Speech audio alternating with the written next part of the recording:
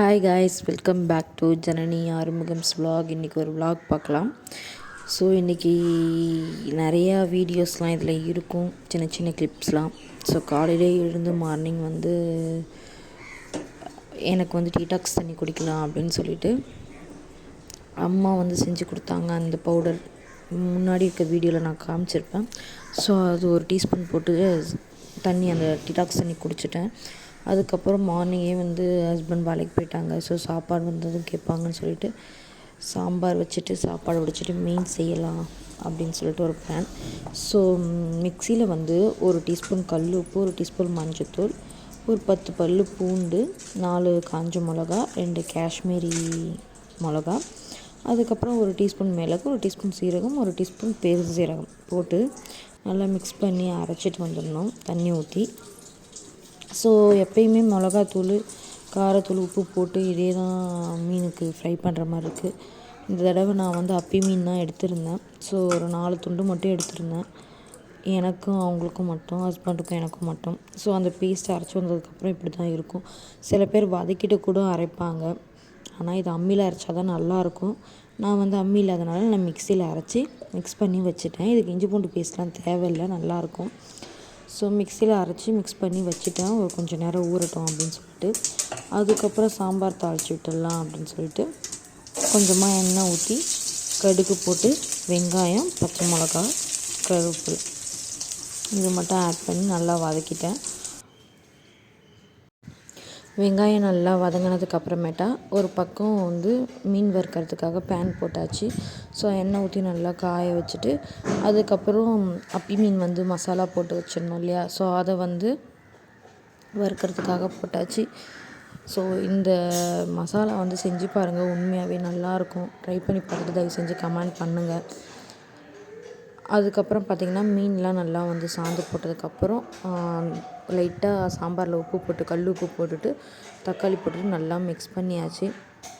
So இந்த sambar recipe நான் ஏற்கனவே போட்டிருப்பேன் சேனலில்.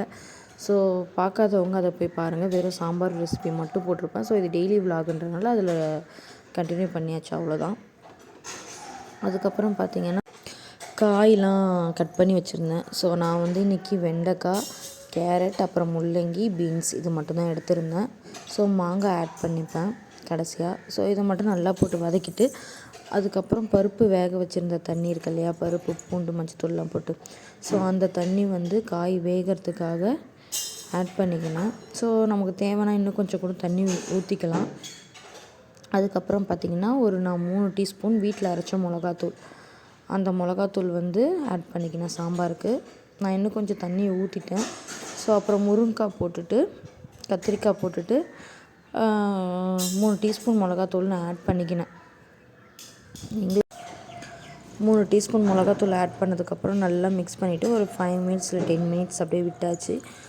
கொதிச்சு காயெல்லாம் வெந்து வரத்துக்காக. அதுக்கப்புறம் கொதிச்சு வந்ததுக்கப்புறமேட்டா ஒரு 2 டேபிள் ஸ்பூன் அளவு, சின்ன 2 டேபிள் ஸ்பூன் அளவுக்கு பெருங்காயத்தூள் ஆட் பண்ணிட்டேன்.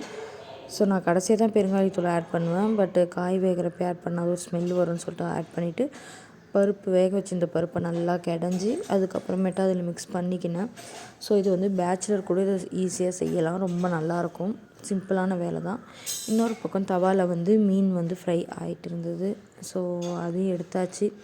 கடைசியாக ஒரு 1/4 மணி நேரம் கழித்து சாம்பார் நல்லா சுண்டி வரப்போ மாங்காய் போட்டுட்டு அதுக்கப்புறம் புளி தண்ணி, சாம்பாருக்கு மெயினாக புளி தண்ணி தான் டேஸ்ட்டு.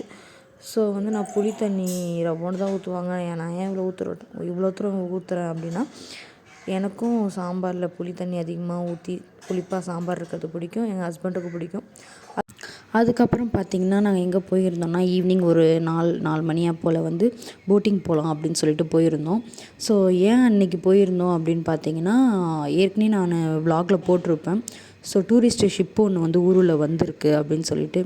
ஸோ மறுபடியும் பாண்டிச்சேரிக்கு டூரிஸ்ட் ஷிப்பு ஒரு 2 நாளுக்கு அப்புறம் வந்துச்சு. ஸோ அதை கிட்ட போய் உங்களுக்கு சுற்றி காமிச்சிட்டு வரேன் அப்படின்னு சொல்லியிருந்தாங்க. ஹஸ்பண்டோட அண்ணனும் சொல்லியிருந்தாங்க. ஸோ ஓகே அப்படின்னு சொல்லிட்டு நாங்கள் கிளம்பி போயிருந்தோம் ஒரு 4 o'clock போல்.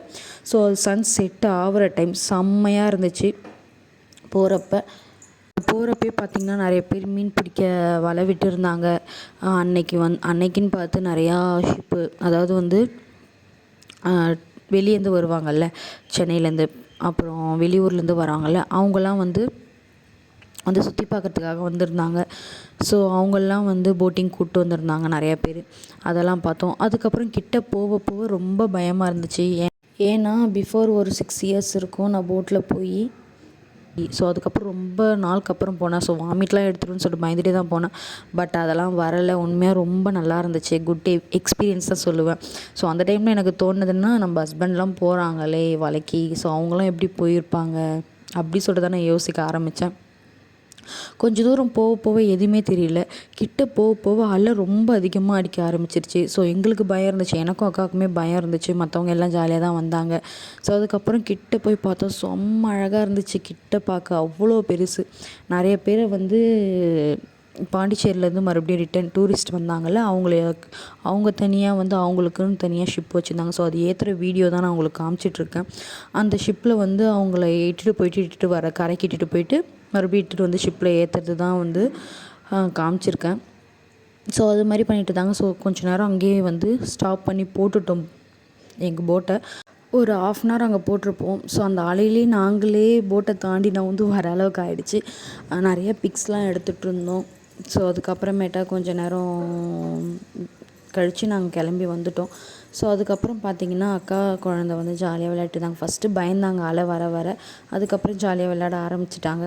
ஸோ அதுக்கப்புறம் ஈவினிங்காக போல் பசி எடுத்ததுன்றனால எக் சூப் அப்புறம் chicken puffs and chicken bonda அரியாங்குப்பத்தில் எப்பயுமே நாங்கள் சாப்பிடுவோம் பாய் கடையில். ஸோ அங்கே போய் சாப்பிட்டுட்டு நைட்டு வீட்டுக்கு வந்தாச்சு. ஸோ எனக்கு ஃபில்லிங்காக இருந்துச்சு. அது மட்டும் ஹஸ்பண்டுக்கு மட்டும் வந்து ஒரு 3 தோசை ஊற்றி கேட்டாங்க. ஸோ அப்புறம் 2 முட்டை வந்து மிளகுத்தூள் போட்டு, அதாவது பெப்பர் போட்டு சாப்பிட்ற மாதிரி கேட்டிருந்தாங்க. ஸோ அவங்களுக்கு வந்து சட்னி புதுசாக ஒரு சட்னி அரைச்சிருந்தேன். தேங்காய் சட்னி தக்காளி சட்னி வேணான்னு சொல்லிட்டாங்க.